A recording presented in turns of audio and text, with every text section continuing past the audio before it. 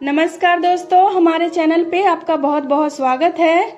और आज की कहानी है भेदभाव। एक तो ऑपरेशन से बच्चा जनी, वह भी बेटी। पता नहीं क्या होगा मेरे बेटे के वंश का। गायत्री जी का यह आलाप लगभग महीने भर से चालू था। गायत्री जी अपने इकलौते बेटे सुमित की शादी बड़े ही धूमधाम से अपनी पसंद की लड़की अनन्या से की थी। गायत्री जी अनन्या से बहुत प्यार करती थी और अनन्या भी उतना ही प्यार और मान सम्मान देती थी। गायत्री जी की कोई बेटी नहीं थी, लेकिन अनन्या के आने से वह कमी भी पूरी हो गई थी। और शादी के करीब 1.5 साल बाद पता चला कि अनन्या गर्भवती है। अब तो गायत्री जी की खुशी का कोई ठिकाना ही नहीं था। साथ ही साथ ऐसा कोई देव स्थान नहीं बचा होगा जहां उन्होंने मन्नत ना मांगी हो, लेकिन सिर्फ पोते की हर वक्त तोते की तरह रट चढ़ गई थी जुबां पर। यहाँ तक कि उसका नाम भी सोच लिया था शारदा जी ने, लेकिन आने वाले को कौन रोक पाता है। 9 महीने बाद प्यारी सी बिटिया आ गई अनन्या की गोद में। सुमित और अनन्या तो उसको देखकर निहाल हुए जा रहे थे, लेकिन गायत्री जी बिटिया को देखते ही घबराकर बाहर निकल आई और उनका बड़बड़ाना चालू हो गया। यहाँ तक कि वह भूल गई थी कि वह हॉस्पिटल में है और वहाँ अनन्या और बच्ची को उनकी जरूरत है। और अगर नर्स ने आकर ना टोका होता तो उनका बड़बड़ाना भी बंद ना होता। सुमित और अनन्या ने उसका नाम सनाया रखा। सच में बड़ा ही प्यारा नाम था और अपने नाम की तरह प्यारी भी थी सनाया। और उसे जो भी देख ले पलक झपकाना भूल जाए। लेकिन सनाया गायत्री जी को फूटी आंख न सुहाती। गायत्री जी उसको छूना तो दूर देखती भी नहीं थी, लेकिन अनन्या को काम से 1 महीने का आराम जरूर दे दिया था। और आज 1 महीने बाद बिटिया की पहली पूजा थी और आज भी उनका बड़बड़ाना चालू था। लेकिन आज अनन्या ने ठान लिया था कि वह अपनी बेटी के लिए चुप नहीं रहेगी, क्योंकि अगर वो आज चुप रही तो उसके साथ हमेशा ही अन्याय होगा।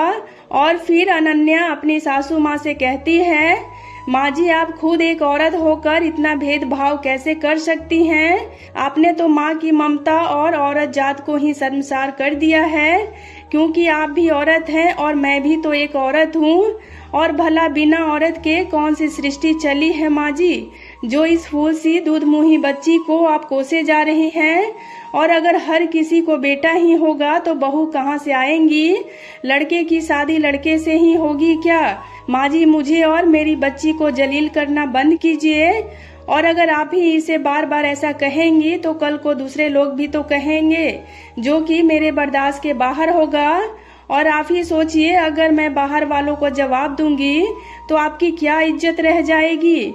और इतना सुन गायत्री जी हक्की बक्की और शर्मसार हो चुकी थी, क्योंकि बहू ने सच्चाई का आईना जो दिखा दिया था। और फिर गायत्री जी अपने मन में सोचती है, सच ही तो कह रही है अनन्या बहू। जब मैं ही इसे भला बुरा कहूंगी तो अगल बगल वाले क्यों चुप रहेंगे। और उनको तो बहाना ही चाहिए घर में कलेश कराने का। और ऐसे भी मेरी बहू इतनी इज्जत करती है। मैं ही अंधी हो गई थी पोते की चाह में। और अगर ये बात कहीं बाहर वालों के सामने कहती तो मेरी क्या इज्जत रह जाती। मैं अभी तुरंत बहू से माफी मांग लेती हूँ। और इतना सोचने के बाद गायत्री जी अनन्या से माफी मांगती है, मुझे माफ करना बहू, मुझे पहला बेटा हुआ था, जिस कारण मेरी सास बहुत खुश हुई थी। और इसलिए वही भावना मेरे मन में भी आ गई, जिसकी वजह से मैं अपने पोती को नहीं स्वीकार कर पा रही थी। मुझे माफ कर दो अनन्या बहू, अब आगे से ऐसा कुछ नहीं होगा। और ऐसे भी पोती है तो क्या हुआ, मेरी जान है और ये भी मेरा नाम रोशन करेगी, बिल्कुल मेरे बेटे और बहू की तरह। सीख तो दोस्तों इस कहानी से हमें यही सीख मिलती है कि आजकल औरतों को बिना सोचे समझे हर जगह शर्मसार किया जाता है। और एक औरत ही औरत की दुश्मन होती है। और बेटी होना कोई गुनाह नहीं बल्कि अहोभाग्य है, जो हर किसी के नसीब में नहीं होती। इसलिए औरतों को शर्मसार करना और बेटी बेटा में भेदभाव करना दोनों ही बंद होना चाहिए। और अगर आप मेरी कहानी से सहमत हैं तो वीडियो को लाइक जरूर करें। और अगर अभी तक आपने हमारे चैनल को सब्सक्राइब नहीं किया है तो इसे सब्सक्राइब करके बेल आइकन को प्रेस कर दें ताकि मेरी आने वाली वीडियोस की नोटिफिकेशन आपको मिलती रहे। और हो सके तो इसे अपने फैमिली और फ्रेंड्स के साथ शेयर भी करें। वीडियो में अंत तक बने रहने के लिए आपका बहुत बहुत धन्यवाद।